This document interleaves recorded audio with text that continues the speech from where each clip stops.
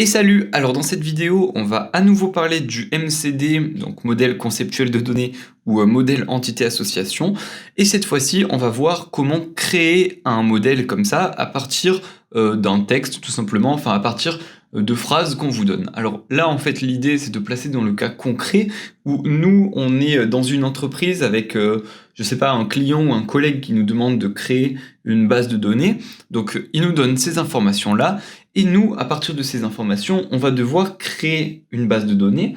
Alors, donc la première étape pour créer une base de données, c'est de faire ce fameux modèle conceptuel de données ou modèle entité association. Alors pour ça, donc on a ce texte-là, la première des choses, ça va être de repérer à la fois les entités, mais également les attributs de ces entités. Alors dans la vidéo précédente, on avait déjà bien vu à quoi ressemblait ce modèle et ce qu'était une entité et un attribut. Donc je vous invite à voir cette vidéo si vous voulez mieux comprendre. Mais en gros, une entité, c'est un objet ou une personne ou quelque chose, quoi. Et un attribut, c'est la caractéristique de cet objet. Donc, a priori, on va parler de la SNCF. Elle possède des trains qui ont chacun un numéro, un prix, un type et un âge. Alors du coup, là, on se rend compte que, a priori, on va nous demander d'avoir une table qui contient des informations sur des trains. Donc là, train, ça va être une entité. Et à ces trains, donc, on va avoir plusieurs attributs, c'est-à-dire ici le numéro, le prix et le type. Donc le type, c'est TGV, TER, Intercité, la vitesse max. Et chaque train va avoir aussi un certain âge. Donc là, je vais souligner l'âge. Alors du coup, par rapport au type, quand on a un texte comme ça, il faut quand même interpréter un peu les données, puisqu'on nous dit que ce type, c'est TGV, TER ou Intercité. Autrement dit, TGV, TER et Intercité, ça va être en quelque sorte le nom du type. Donc là, vous voyez que tout ça ici que je souligne avec des vagues, ben, je peux plutôt le remplacer par un nom de type, comme ceci. Et du coup, il y a également une vitesse max, donc ça va être également un attribut, la vitesse max, et le nom du type, c'est un attribut qui correspond au type. Alors, vous voyez que le nom du type et la vitesse max sont des attributs qui correspondent à l'attribut type. Donc du coup, le nom du type et la vitesse max seraient en quelque sorte des sous-attributs. Donc ça n'existe pas, hein, les sous-attributs. Quand on a des sous-attributs comme ça, ben, ça veut dire que l'attribut, c'est pas vraiment un attribut, mais c'est en fait une entité. Donc là, le type, c'est bien une entité. Alors du coup, on a appris ici que quand on a un attribut qui a des sous-attributs, et ben cet attribut devient une table et ces sous-attributs deviennent les attributs de cette nouvelle table.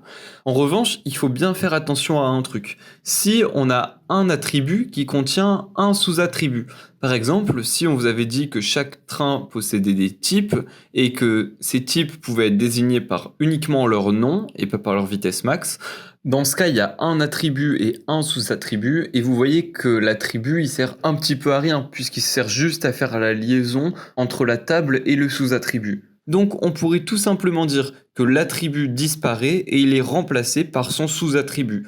Donc très concrètement, dans cet exemple, si on n'avait pas la vitesse max, eh ben type n'aurait pas été un attribut, et du coup l'attribut, ça aurait été juste non-type. Alors maintenant, on nous dit que chaque train est construit par un constructeur désigné par son nom, l'adresse et la note. Alors du coup, le constructeur, ça va être également une entité. Autrement dit, on va avoir une table constructeur qui contiendra des données, à savoir le nom du constructeur, l'adresse du constructeur. Et on nous dit que ce constructeur est noté de 1 à 5 suivant sa réactivité.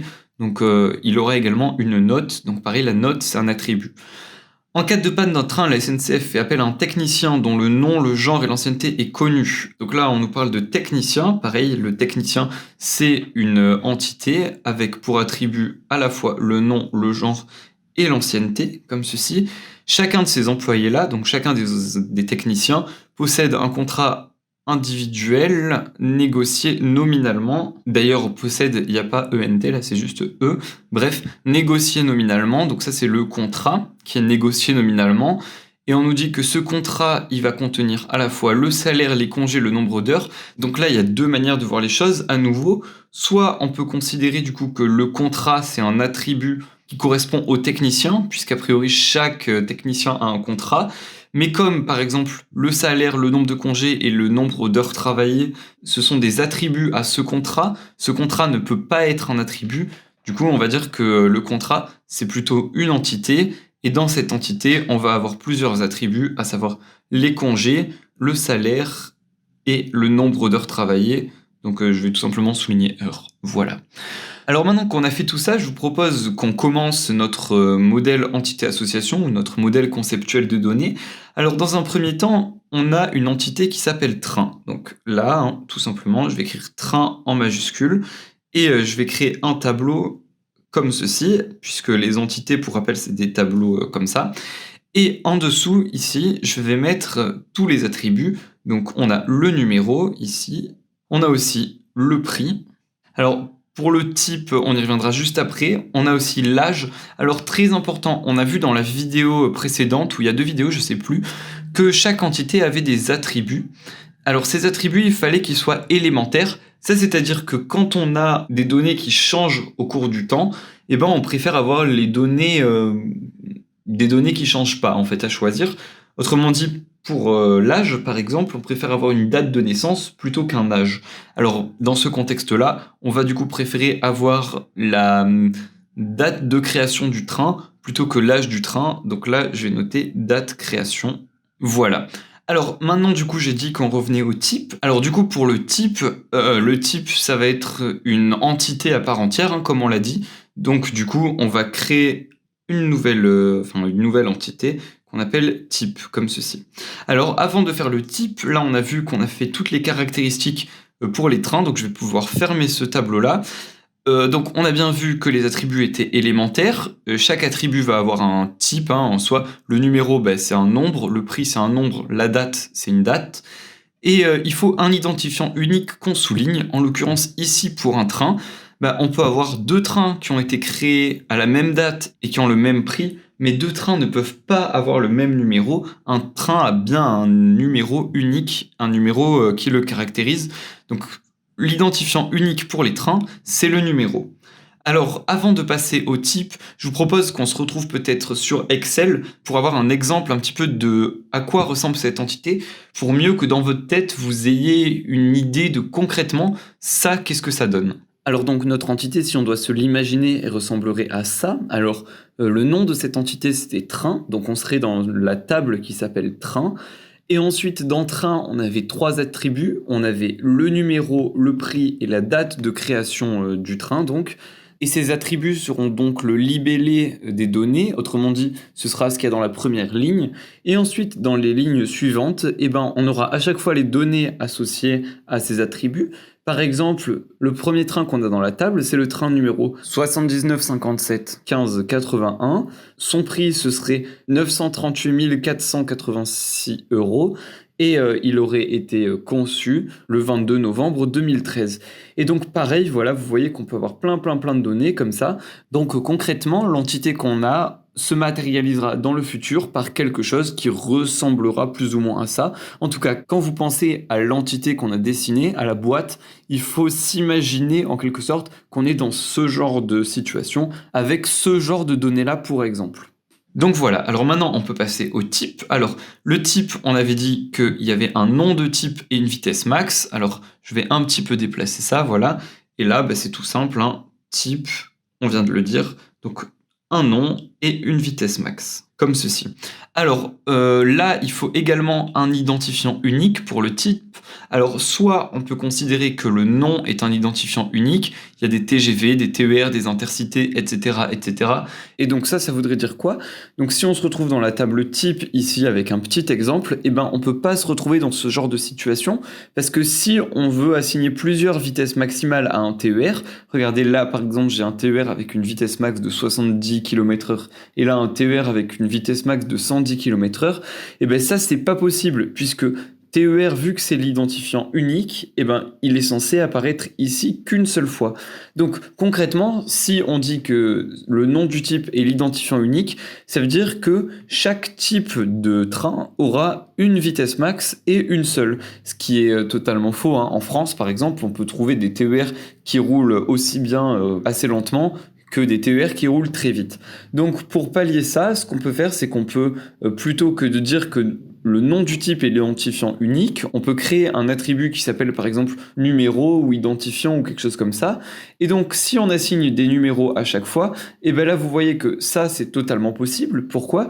Parce que dans ce cas, si on dit que les numéros sont les identifiants uniques, et ben dans ce cas, on voit bien que là, tout est unique ici, et de fait, on peut avoir plusieurs fois des TER avec des vitesses max différentes. Donc en fait, vous voyez vraiment que d'avoir un numéro unique, ça a plusieurs avantages. Alors maintenant qu'on a fait ça, il faut qu'on crée notre association, parce que c'est le modèle entité-association. Donc là, on a deux entités. Entre deux entités, il nous faut une association. Donc là, on voit bien le lien entre les trains et leur type, puisqu'on nous dit que chaque train possède un type, donc il faut bien faire une association entre ces deux tables-là. Et donc cette association, il faut lui donner un petit nom. Donc par exemple, un nom bête, hein, un train est associé à un type, donc on va mettre l'association et associé. Voilà. Alors ce qu'on aime bien faire, c'est qu'on met un petit tiré du bas là, entre le et le associé, ça fait plus informaticien. Donc voilà, donc c'est un truc qui se fait souvent. Ensuite, maintenant qu'on a fait ça, donc on est allé jusque là. Ensuite, on nous dit que chaque train est construit par un constructeur, donc on va devoir faire l'entité constructeur. Voilà, alors je vais remonter un peu ça. Donc ça, c'est une entité, donc je vais le mettre sous forme de carré. Donc encore une fois, on nous dit que c'est chaque train qui est construit par un constructeur. Donc là, on voit bien la liaison entre cette entité train et cette entité constructeur. Donc là, on va faire une liaison comme ça, avec un petit rond au milieu pour l'association, comme ceci. Et du coup, donc ce constructeur, qu'est-ce qu'il a ? Alors, il a un nom, une adresse et une note. Alors là, pareil, je vais mettre son nom, son adresse et sa note. Alors là, quel est l'identifiant unique ici ? Alors, on peut rajouter un truc numéro, mais on peut aussi considérer que tous les constructeurs ont des noms différents. Il ne peut pas y avoir deux constructeurs avec le même nom. Alors si on considère ça, on peut dire que le nom, c'est le numéro unique. Donc je peux souligner le nom comme ça. Enfin, pas le numéro unique, plutôt l'identifiant unique. On peut dire que le constructeur est identifié par son nom. Alors, par contre, ce qui peut poser problème, c'est en cas de changement de nom, là, du constructeur, comment ça se passe ? Ça met un petit peu le bazar dans notre base de données. Donc vu que le nom de constructeur peut changer, je pense que c'est quand même mieux de lui associer un numéro, comme ça, et donc c'est ce numéro-là qui sera l'identifiant unique, et du coup, eh ben, ce sera pas le nom, l'identifiant unique. Parce que vous comprenez bien, s'il change de nom, c'est un peu compliqué. Donc en pratique, c'est quand même quelque chose, bon là, je vous fais les exemples pas à pas, mais généralement, quand on fait des entités comme ça, on réfléchit même pas. À chaque fois, on mettra un numéro tout le temps. Mais là, quand même, on se donne à chaque fois les arguments de pourquoi choisir un numéro plutôt que de choisir autre chose. Enfin bref, il faut mettre maintenant l'association entre ces deux entités, donc entre l'entité train et l'entité constructeur. Alors, comment on pourrait appeler cette association ? On nous dit là que chaque train est construit par un constructeur, donc on peut tout simplement mettre « est construit », et c'est très bien. Voilà. Alors, maintenant qu'on a fait ça, on peut continuer. Donc, on a noté de 1 à 5. En cas de panne d'un train, la SNCF fait appel à un technicien. Alors là, il faut également qu'on mette l'entité technicien, comme ceci. Alors, j'ai pas laissé beaucoup de place pour l'association. Alors là, on nous dit que la SNCF fait appel à un technicien en cas de panne d'un train. Donc là, on voit bien, encore une fois, le lien entre le train et le technicien. Donc là, hop, petite association comme ceci. Alors, hop. Et technicien, donc, qui est une entité. Alors là, qu'est-ce qu'on a dans cette entité ? On a le nom, le genre et l'ancienneté qui est connue. Donc là, je vais pouvoir écrire ici qu'on veut son nom, son genre, et attention pour son ancienneté. On a dit que quand on avait des choses qui changeaient au cours du temps, notamment au niveau des dates, eh ben, on préfère, plutôt que l'ancienneté, par exemple, on va préférer avoir la date d'entrée dans l'entreprise, parce que l'ancienneté, chaque année, elle va changer, tandis que la date d'entrée dans l'entreprise, elle ne change pas. Donc là, on va plutôt préférer la date d'entrée, voilà.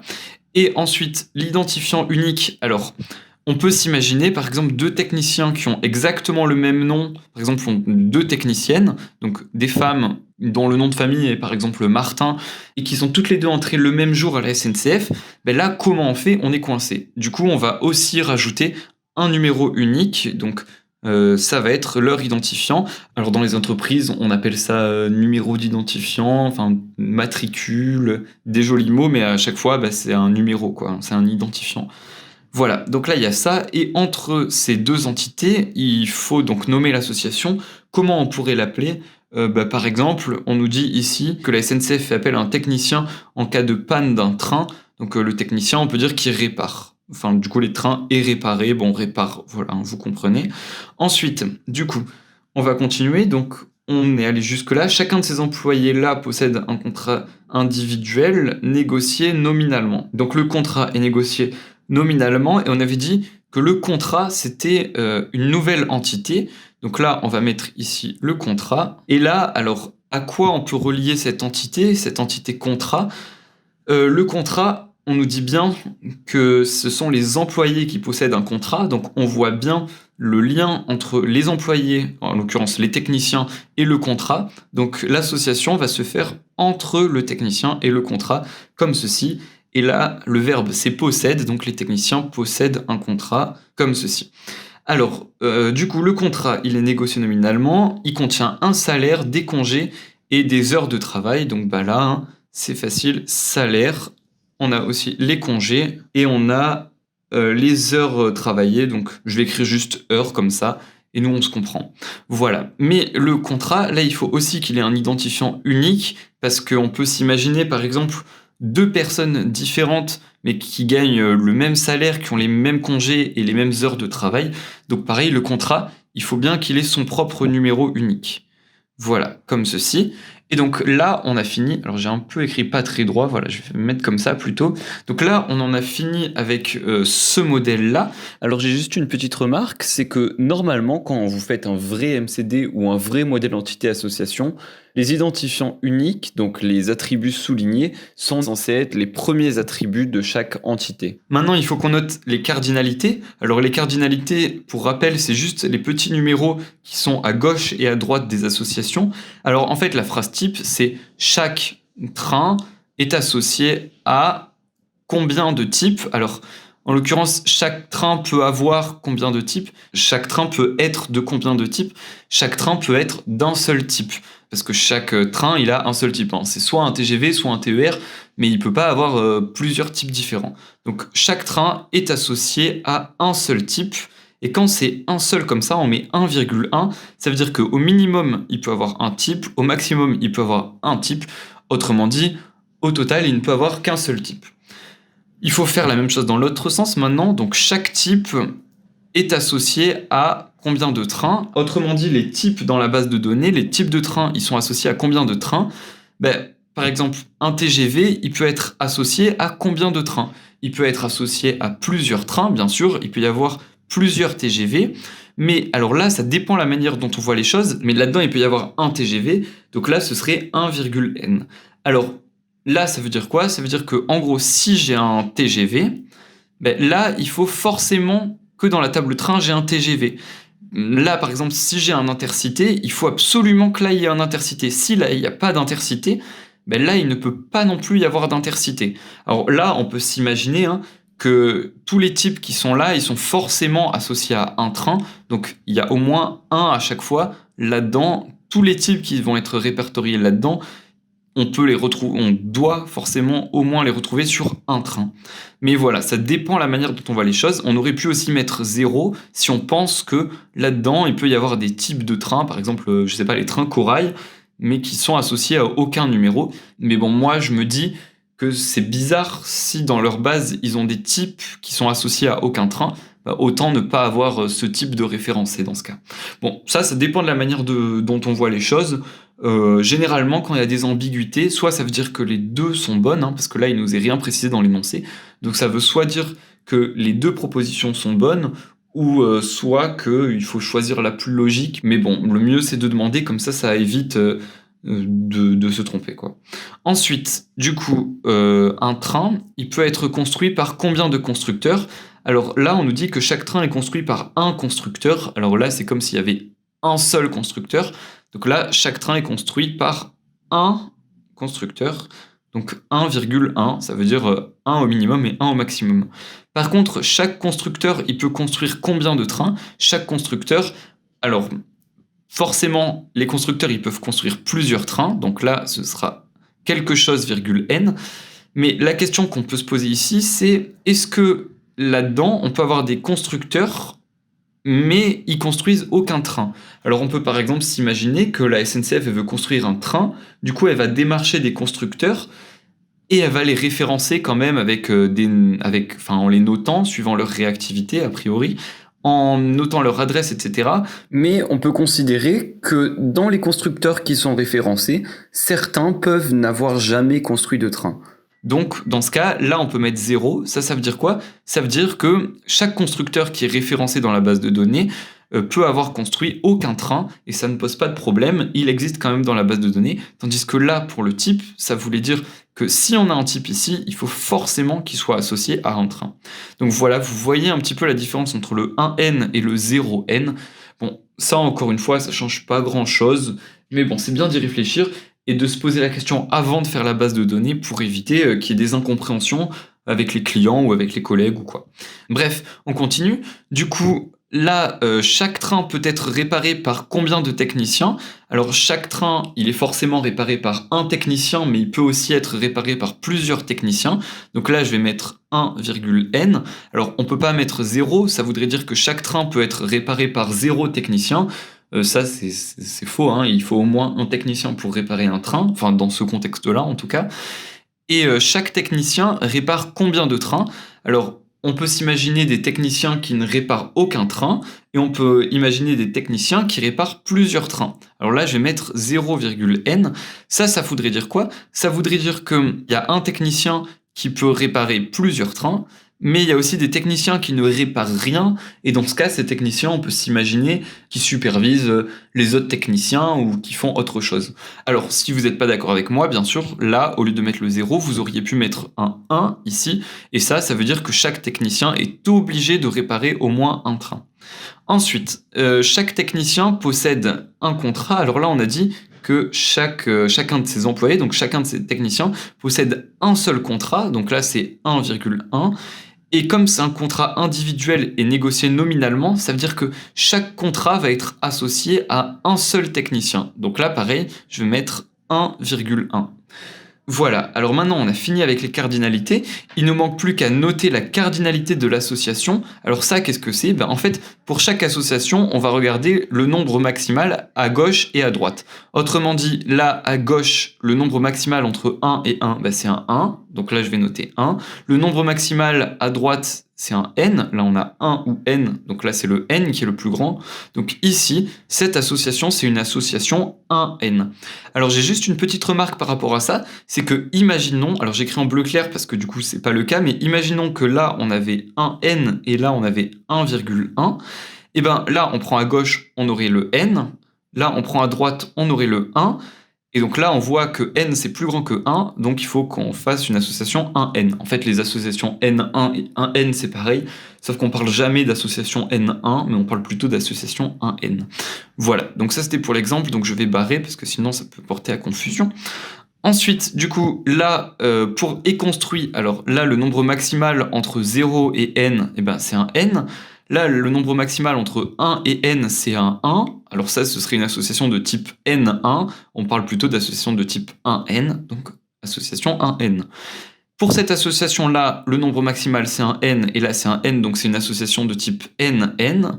Et cette association-là, le nombre maximal, c'est un 1, et là, c'est un 1, donc c'est une association de type 1,1. Voilà, donc là on a noté toutes nos cardinalités et on a bien vérifié que dans nos attributs ils sont tous élémentaires et dans chaque entité il y a bien un identifiant unique. Donc maintenant on a fini la création de notre MCD, donc modèle conceptuel de données, qu'on appelle aussi le modèle entité association.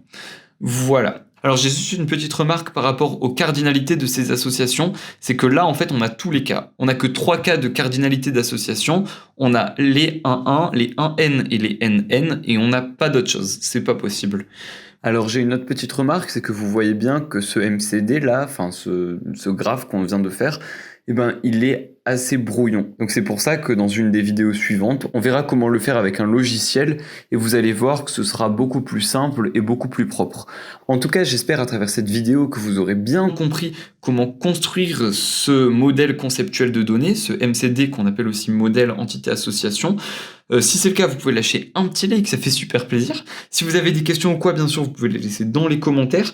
Et nous, on va se retrouver dans la prochaine vidéo dans laquelle on verra comment transformer ce modèle entité-association, ou ce MCD, en modèle logique de données qu'on appelle aussi MLD. Du coup, à tout de suite.